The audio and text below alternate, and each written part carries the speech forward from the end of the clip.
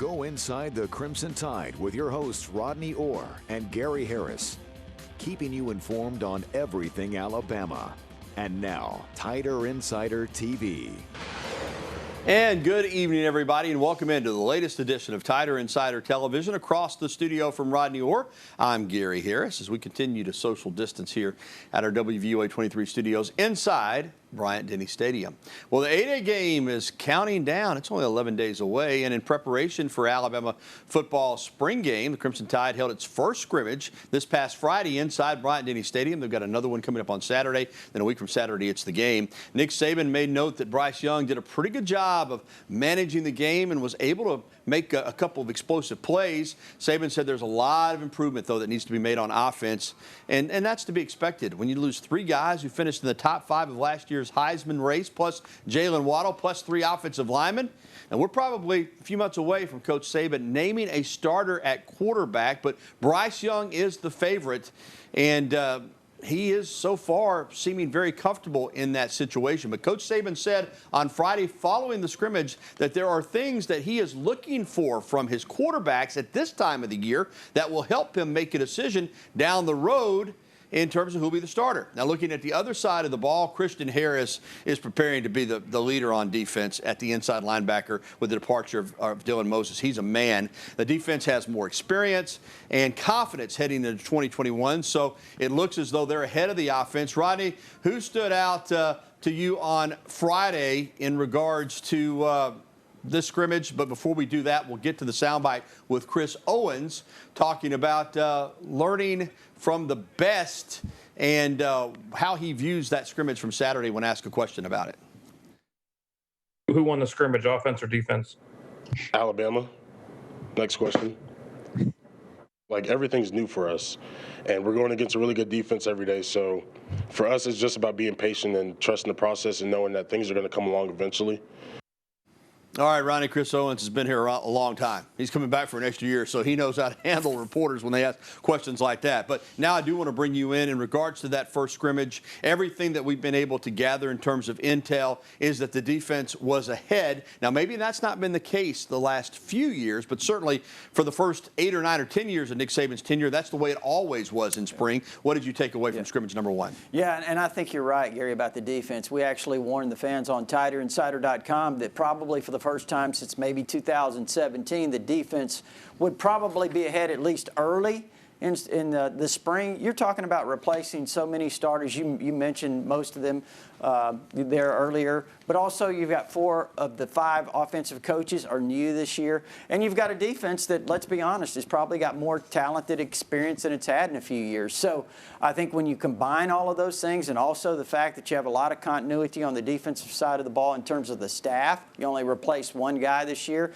Carl Scott leaving, Jay Valai now in at the corner spot. So you've got a lot of continuity, a lot of experience on defense. You've got a lot of new faces on the offensive side, both in the coaching and as players. So it only stands to reason that your defense should be a little ahead. Rodney, I mentioned Christian Harris is the leader of that defense at one of those inside linebacker spots. A lot of young, big, talented defensive linemen, a lot of depth in the secondary. But the 2-edge pass rushers, Chris Allen and Will Anderson, the Terminator, man, they got rave reviews from folks I talked to from that scrimmage. So they were almost unblockable on Friday. Yeah. Well, I think when you look at Chris Allen, he's a guy that's been in the program a while. Gary came in here very highly touted. You know, he had that knee injury his second year that kind of slowed him down. And now I think last year, second half of the season, I think he started playing like Chris Allen can play, started playing with confidence.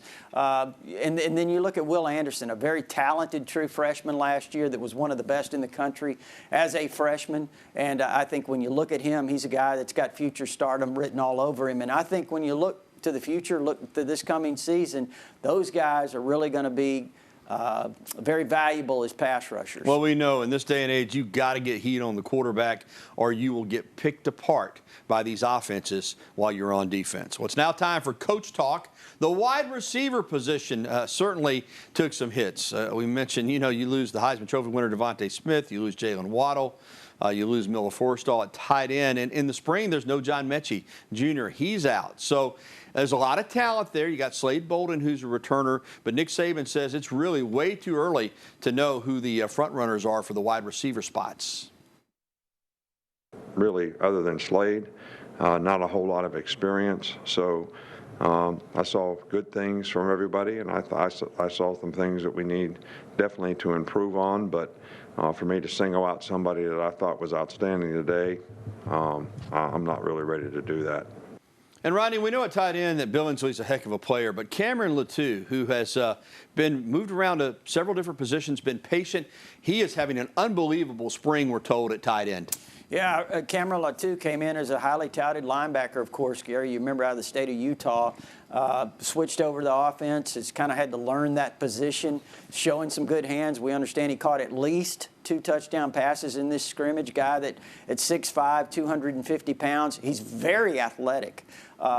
So when you look at him, he's just now kind of really starting to feel comfortable in that tight end position and has an opportunity there to really kind of take off this season. Yeah, you're high on him. Matt Zenitz from AL.com, high on him. He is one to watch, that is for sure.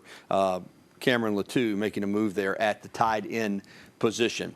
Well, in coaching news, Alabama has hired Drew Swoboda as special teams coordinator and tight ends coach. Alabama head coach Nick Saban announced the hiring Monday. He's a former Memphis assistant for just a short time, went through spring, but Rice is kind of where he made his name in 3 years there, coaching special teams and other positions. And before that, Ronnie, this is a trend that is continuing. He was a top Texas high school head coach. We're seeing now where these guys are head coaches, and in just a few years, like 3 or 4 years, he's now the special teams coordinator and tight ends coach at the University of Alabama. It happens fast these days, doesn't it? Yeah, it really does. And you look at him, and one thing that we've talked about since these coaching changes started coming up earlier in the year, Gary, we talked about the importance of the state of Texas in terms of recruiting. Having guys that are familiar with the state, have reputations in the state. And you look at Drew Swoboda, and he has that. He was a successful high school coach in the Houston area, Gary. He was prominent in the Texas High School Athletic Association, their Coaches Association. So he's really well known, has a lot of contacts, and I think not only as a coach on the field, but all of his contacts certainly would be beneficial in recruiting the state of Texas. Absolutely, no doubt about it. And Rice special teams ranked very high nationally while he was handling those out there in Houston. Well, Alabama softball wrapped up a 3-game sweep of Texas A&M on Thursday, Friday, and Saturday. The Tide scored 33 runs in the weekend series, got the bats going. Bailey Hemphill is the SEC Player of the Week, hitting 5 for 6, as well as taking 5 walks in the series. Alabama's Lexi Kilfoyle is the SEC Newcomer of the Week after picking up a win and a save, as Kilfoyle also did it in the batter's box as well with 3 RBI as a hitter in the series. All right, Rodney, here's where we're at on softball. Alabama's only got 3 losses. They're 9-3 in the league. But Arkansas, where they go this weekend, is 12-0. Florida, who they host next weekend, is 10-2. So I don't think it's a stretch to say Alabama's chances of winning the SEC regular season championship are for a big part, going to be decided here in these next 2 weekends. Yeah, that's a great point. I mean, it's obvious there. They're going against the top 2 teams, and, they really need to play well, Gary. And I thought that was a big sweep of Texas A&M. I know you were really concerned about this series a little bit because A&M's played really well. But, fortunately, Alabama played extremely well. And hopefully, Gary, this is kind of a sign of this team coming together. Yeah, I was concerned, but I also did pick Alabama to sweep on my radio show. Okay. And they went out and took care of business. And Arkansas, although in Fayetteville, Rodney, Arkansas is kind of the Bronx Bombers, the New York Yankees of SEC softball. They can crush it. All right, still to come on Tider Insider Television, Alabama women's basketball has locked down a couple of transfers, and that'll help their team coming up next season. And another commitment for the men's team, too, sending Alabama basketball into the top 3 nationally for the class of 2021. More on the 4-star commit coming up after the break. And we'll be welcoming your phone calls, emails, and tweets. As always, the phone number 205-348-WVUA. That's 348-9882. Or you can email us at the address on your screen or tweet at us by using the hashtag TITV. We'll be right back to the only show that takes you inside the Crimson Tide and has been doing so for more than 20 years. Tider Insider TV. We'll be right back after this. And welcome back to TITV. I'm Gary Harris, across the studio from Tider Insider's Rodney Orr. Well, the 2020-2021 college basketball season ended last night. Baylor's the national champion, but the 2021-2022 season is already heating up. Alabama basketball is adding to its already stacked recruiting class with yet another 4-star. This time it's Charles Bediako, 6'11" center from Canada, who plays at IMG Academy down in Florida. He chose the Crimson Tide over the likes of Duke, Michigan, Ohio State, and Texas. How about that? And with the addition of Bediako, Alabama now has the third-ranked recruiting class in the nation, according to 24/7 Sports. Bediako joins J.D. Davison, Jason Holt, and Langston Wilson as commits for the Crimson Tide for the upcoming season. And most still believe the Crimson Tide will possibly get a transfer, Nimari Burnett from Texas Tech, who will be announcing his decision on Thursday. Alabama's also in play for some other transfers as well. So, Rodney, this Alabama program had a phenomenal season, but as we've seen with Nick Saban in football, if you're going to have more than just one phenomenal season, you got to hit the recruiting trail, and the Crimson Tide certainly number 3 in the nation in terms of this recruiting class. This is how you build winners on the court. It starts in recruiting. Yeah, it does. And I think Nate Oates has been really aggressive, Gary, in recruiting. He's landed top classes, top athletes he's brought in here. But this class here, this is number 3 in the country. This is probably the highest rated Alabama class I remember. I mean, you may remember some others, but the 1982 class, was it? 81-82 class, Bobby Lee Hurt, Enos Watley, Mark Farmer, Rex Jones. That was a top 5 class, mainly because of Watley and Bobby Lee Hurt. But this class, Gary, I mean, these 4 guys that they have, 3 signed, 1 committed, Bediako today. This group, this might be the best I've seen overall at Alabama. Yeah, and the one thing about this Alabama team from this past season, as talented as they were, the way they could shoot the 3, get up and down the court, they really didn't have rim protection inside. And they really didn't have a true low post scorer. You know, you got Alex Chiku, who redshirted this year after a knee injury, and now you're bringing in Bediako, a couple of 6'11" guys. So they're shoring up that inside game to go along with that phenomenal up and down the floor 3-point shooting game. Alabama basketball, that's why they've been ranked in the top 10 in just about every one of these way too early preseason polls I've seen today, including number 1 by the Washington Post. How about that? Well, last week, Mississippi State's Jemiah Mingo Young announced on Twitter that she will be transferring to play for the Alabama Crimson Tide. This past season, the 5'8" guard made 11 starts and averaged 5.5 points, 4 rebounds, and 3 assists a game. Mingo Young is one of 6 Mississippi State players that went into the transfer portal. Also, 6'2" forward Kyla Wade Warren from Texas Tech is transferring in to Alabama as well. Well, Bama baseball dropped 2 of 3 to the Tennessee Volunteers this past weekend at the Joe, further adding to a rough start in conference play through 9 games against SEC opponents, although all of them were top 10. 2 of them top 5. Alabama's 2-7 after series against Arkansas, Ole Miss, and Tennessee. Alabama now 16-11 on the season with a weekday game against Louisiana Monroe tomorrow before heading to College Station for a crucial 3-game series this weekend against Texas A&M. All right, Rodney, here's the deal. All right, Alabama's better. They've upped the talent level since Coach Bohannon got here. The problem is you're in a division, the SEC West, that has like the entire top 5, it looks like, in the national rankings, it seems like, and in a conference that is stacked. So at the end of the day, you know you're better, you know you're more talented, but Connor Prelip, your ace, has not pitched an SEC series. Antoine John's been banged up. Will Hamilton was knocked out of the lineup for a few days with a bat. This team just doesn't have the depth to stack up yet against these top SEC teams if they're not at full strength. You know, you're right, and it's hard to play catch-up, Gary, when these programs are, they're very successful. They're doing extremely well. I mean, when you look at how many of them are in the top 6 or 7 in the country? What was Tennessee ranked 6? They were 10th. They were 10th coming in. You got Vanderbilt and Ole Miss and Arkansas up there in the top 5. It's really difficult trying to play catch up in the SEC. And a really good team, Texas A&M, that they're going to play this weekend. It's going to be tough for the Tide, but the goal is still get to Hoover for the SEC tournament and then get into a regional. That's the goal. We'll see what happens. Well, still to come on Tider Insider Television, we remember an Alabama superfan who had an impact on men's basketball and the University of Alabama athletics department and the entire campus as well. And next, we'll be welcoming your phone calls, emails, and tweets. You see the information there on your screen, 205-348-9882. TITV at WVUA23.com is the email address, or you can tweet at us, use the hashtag TITV. We'll be right back with more after this. Well, hundreds gathered outside Coleman Coliseum on Saturday to remember the life and legacy of Cameron Luke Ratliff, known affectionately on social media as Fluffopotamus.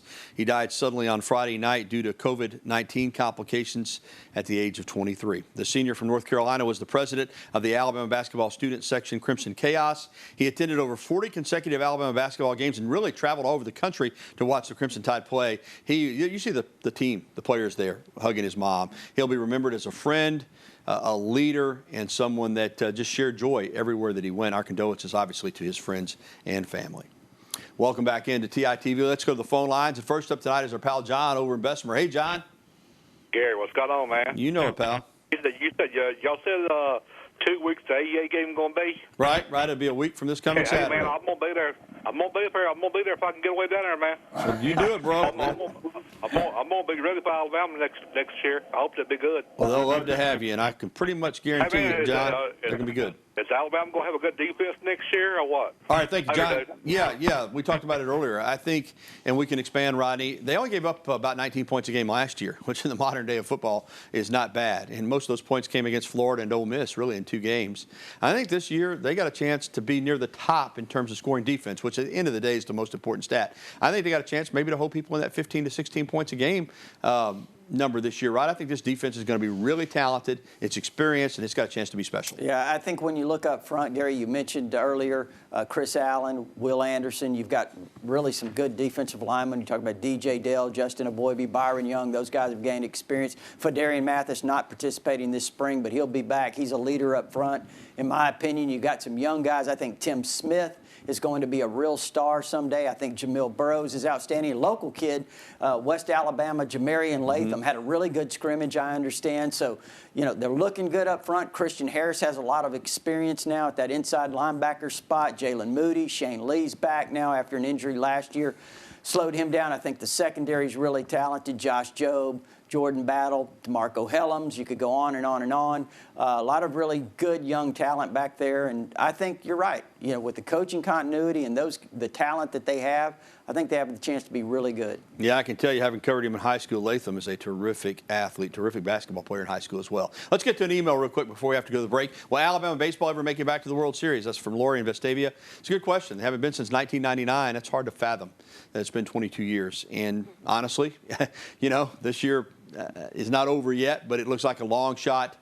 Lori, I think Alabama will at some point get back to the College World Series, but I admit I don't know when, and I don't know how. It's just going to take time and patience and good recruiting, and maybe at some point this state, Rodney, will have a lottery or some type of situation where they can help out the scholarship numbers. Alabama's at that 11.7 cap, as is Auburn, and no Hope Scholarship or any type of lottery scholarship to help supplement that. So it's going to be tough, Rod. But I think to answer the question, they will at some point. Yeah, it's kind of seems like a long time since that heyday, Gary. Was it 95, 96? Alabama went in #1 to Omaha back-to-back years, #1 seed, #1 team in the country.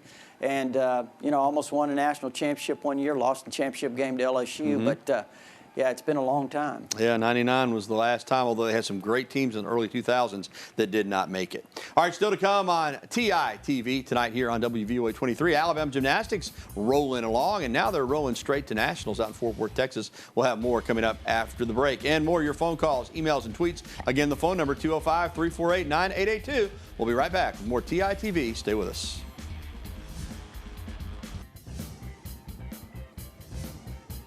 Bama Gymnastics, man, it's a tradition to go to nationals. Tide scored 197.575 on Saturday night at the NCAA Tuscaloosa Regional Championships to be one of 2 teams that advance from this region and one of 8 overall to Fort Worth, Texas for the 2021 NCAA Championship. This marks the 37th time that Alabama has advanced to NCAAs. That's the second highest total in the organization's history. Way to go, Coach Duckworth and Bama Gymnastics. Let's head right back out to the phone lines. Rick is with us from over in Bluff Park. Hey, Rick. Hey, fellas, appreciate you taking my call. Hey, Rodney, a couple of weeks ago, you gave a statistic comparing Alabama and Georgia's football recruiting. The recruits recruiting 5-star prospects, and those prospects becoming #1 draft choices. I know that you remember what the stat and everything. I'd like for you to run that by us again, if you could, please, sir. That's a mind-blowing statistic. Yeah, well, what I was saying, Rick, was that Alabama, I think it's 48%. The last I saw of their 5 stars had been developed. Alabama's into first-round draft picks, and I think the second highest was Ohio State at 17%, wow. Something like that. Now, these change every year, obviously. They're impacted every year by the draft. But, you look at Georgia, for example. They've had Nick Saban, I think, since 2008, has had 41 first-team All-Americans by one account or another, if you will. I think Georgia, they've had 25 5-star players since Kirby Smart's taken over, and 0 first-team All-Americans. So you want to talk about development? I mean, obviously, Alabama does it better than anyone. Yeah, you want to get to the NFL, Rick, you know, you sign with the Tide. Hey, thanks for the phone call. We appreciate it, friend. All right, let's get to that email before we have to go to the break. Who is in line to start next to Christian Harris at inside linebacker? Ralph and Jasper. That's a great question because Christian Harris, as we said, he's going to be the leader there. Maybe Jalen Moody, Rod? Yeah, I like Jalen Moody. I thought he did a fantastic job when he stepped in for Christian Harris when Christian was hurt. You remember, Gary, very early in that Arkansas game? At Arkansas this year, I thought Jalen Moody had a fantastic game. You know, certainly you hope so. He's going into his 4th year. Shane Lee's back. We mentioned him. You've got young players. Demoy Kennedy's a young player that's going to be very talented and very good down the road. But, again, I would, if I had to speculate right now, I would probably say Jalen Moody. All right. Thanks for the phone calls and thanks for the emails. It's a beautiful evening here in T-Town on this Tuesday night. And look at that. Gorgeous. And we'll be back to wrap up Tider Insider TV right after this timeout. Big weekend for Alabama tennis with 3 wins. The men powered past Mississippi State on Friday and then beat Ole Miss on Sunday on senior day to improve to 13-8 on the season. The women defeated Texas A&M 4-3 to improve to 12-9. On the year. All right, that is going to do it for this edition of Tider Insider Television. A reminder, if you missed any of the program or just want to watch it again, you can catch a replay tonight following the news at 10 at 10:30. And don't forget, anytime, it's available at WVOA23.com and also at TiderInsider.com. For Rodney Orr, I'm Gary Harris. As always, thanks for watching. We're going to leave you tonight with some photos of Cameron Luke Ratliff, the beloved Fluffopotamus who passed away this past Friday night. Have a good evening.